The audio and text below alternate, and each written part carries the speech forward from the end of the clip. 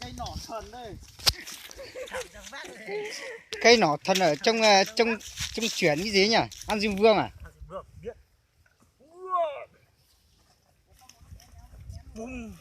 Nọ thần trong truyện An Dương Vương.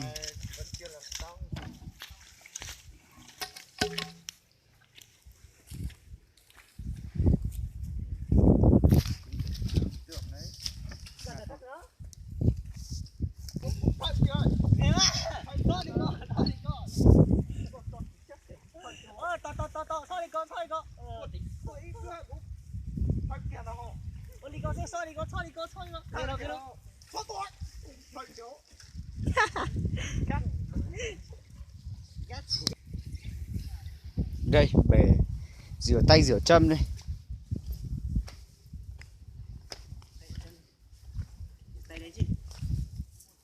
Rửa tay rửa chân này á.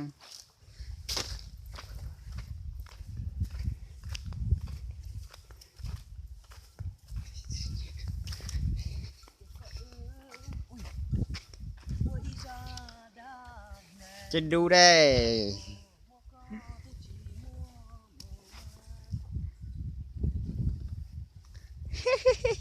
Quay cô rằng gọi cha ô y chế. Ô xe. Jonu. Ya tao nó cú chi tu la ho. Thành thứ mà. Cô phá là được không? Cho bố phá này coi.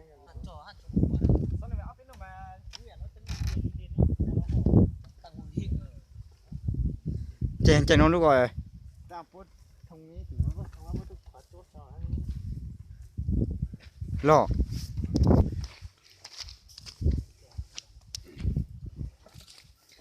Thay mày. Nó còn bông lỏ. Nó chặt chua nó còn lung vào bông.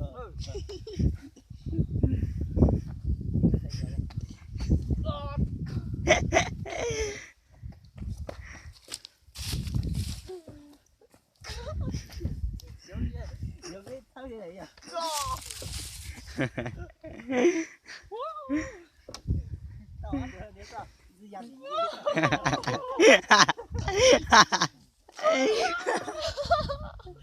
Cái sao? Làm cảnh đúng không? Tại sao là trông nào? Còn nó có tiêu nhóc cái to ơi. Ôi không đâu, làm mặt nha, mũi ra thế con. Không lộ thân đâu. Cái tay chưa chưa.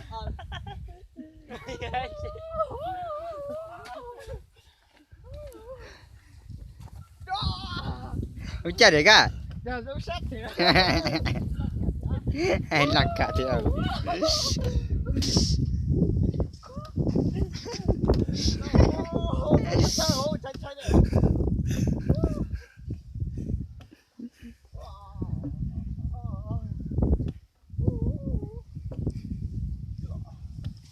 Tử giờ trong phòng tên là tớ rồi là xì xì được kia đó bây giờ Sót thở đó.